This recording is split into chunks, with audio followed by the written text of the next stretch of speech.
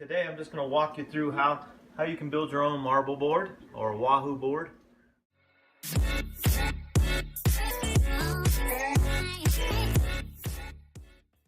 Today I'm just going to walk you through how you can build your own marble board or Wahoo board.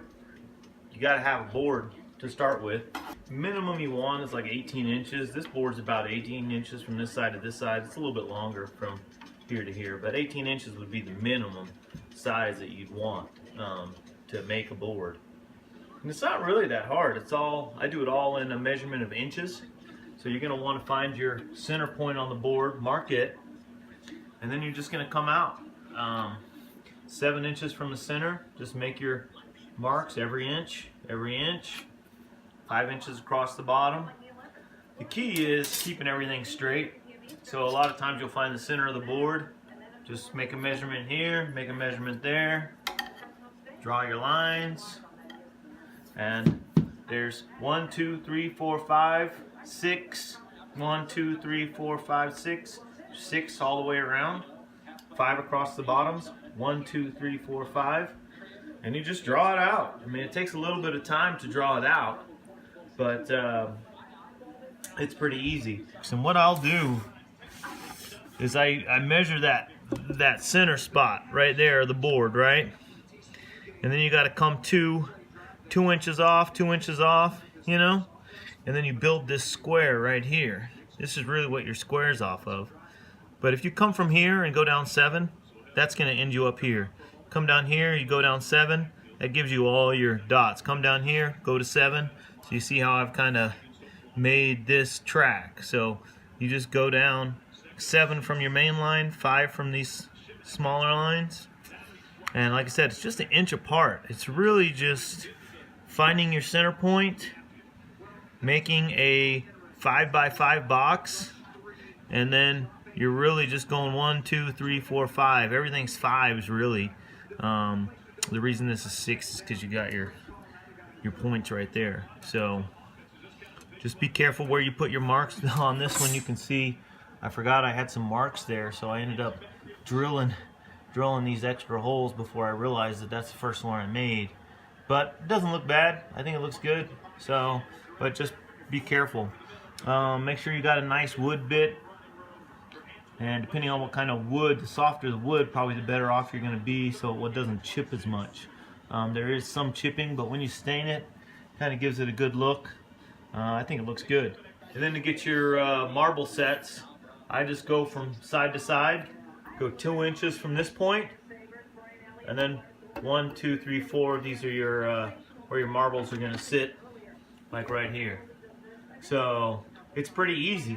And then I just use a small bit.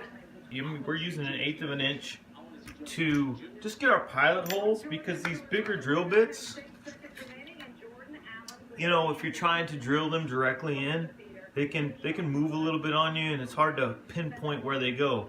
But if you get a pilot bit, then you can make sure that these drill right in there. And then you just drill them out. And what I use for my marble is a 1/2 inch bit, and you just sink them in, you go around.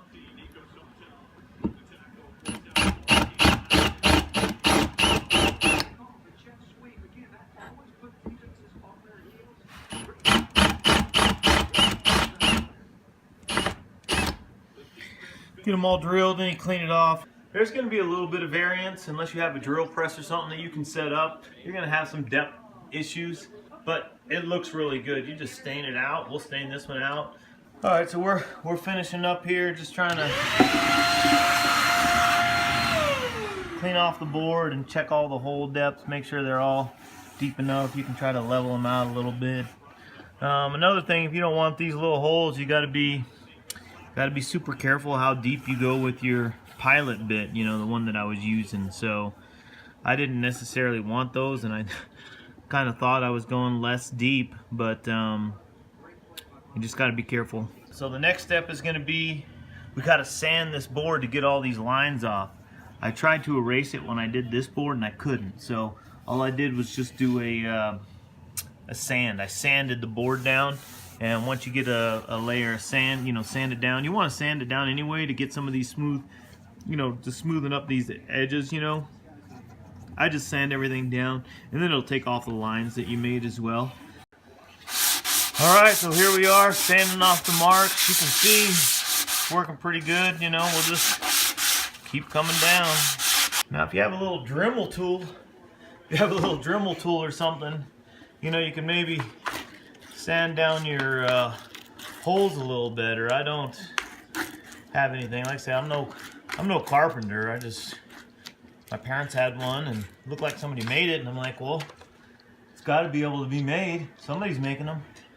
So I just took a tape measure and found out how far away the holes were, and then I just made one, you know. So, but you know, it looks like it's a lot, but once you start doing it, it's not. It's just, you know, realistically 7 inches, you know, just like we were showing you, and it's just a matter of graphing it off. It's a matter of just making it straight. If you have one of these that is 24 inches long, it helps, because it helps you make that straight line. Otherwise, you know, you got to kind of use your 11 inches, make marks, and then line it up on the marks, and then draw your line across, which is what I ended up doing. I don't know about this board I was using. Just go to your local, we have like recycle stores. Recycle stores have some great stuff. I mean, there's one place we have called Bud's Warehouse.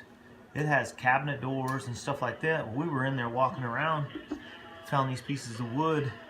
Like I said, I'd never made one. I'd probably want something a little softer, because you can tell around the edges. I don't know if you can get a close up here. On some of them there's some chipping. You can see that, see where they're chipping a little. It still looks good, it has a good look to it, but maybe a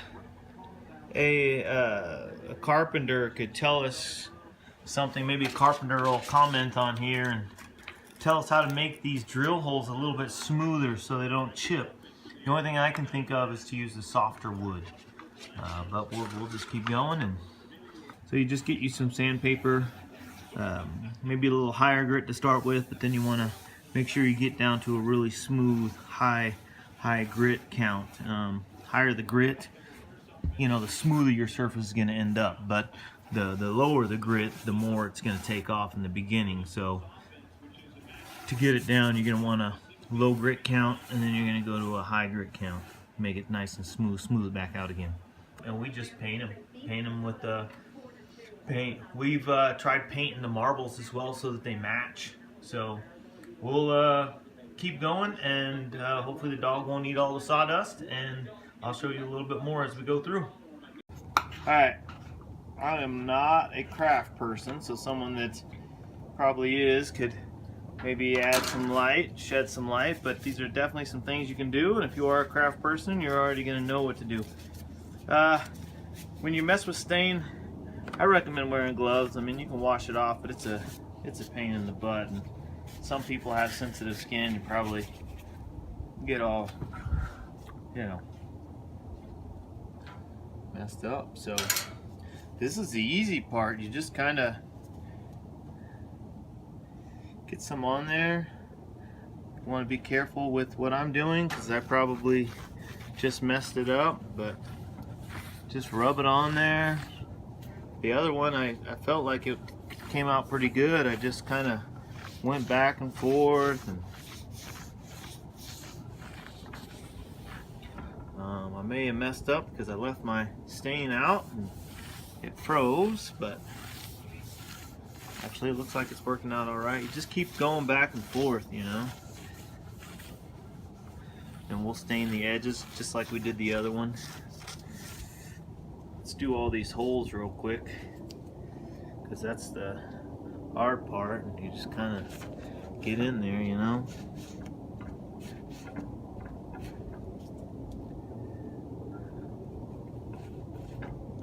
You can use whatever stain floats your boat, or not use any stain. So, but yeah, it's a little bit of a tedious process when you're doing all the holes here, but I think it kind of hides a lot of the flaws when you look at the board. So I think it's good to stain it. but that's what I kind of found, is it's really just hiding all the flaws and kind of makes the paint a little bit more pronounced if you're using light colors. Now obviously if you're the darker colors, I'm going to try gloss paint on this board to see if the color comes out better. So stick around for the final product and we'll see. There's just a lot of that going on. Alright, so we stained it, let it dry a little. Now we're just going to paint the holes. I've tried little squeegee brushes, but now I'm going to try Q-tips, which actually seem to be doing really well. You may have to put 2 coats on there, depending on, you know, what your preference is. You want them nice and bright with good color, so probably 2 coats. Stuff dries pretty quick too, so. And this is your start hole. Get it good. But yeah, I definitely like the Q-tip way better than I like the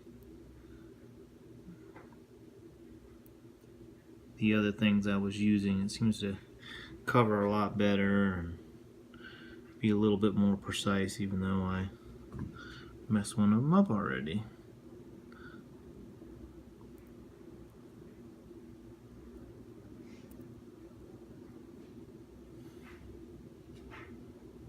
Yeah, that's gonna look good.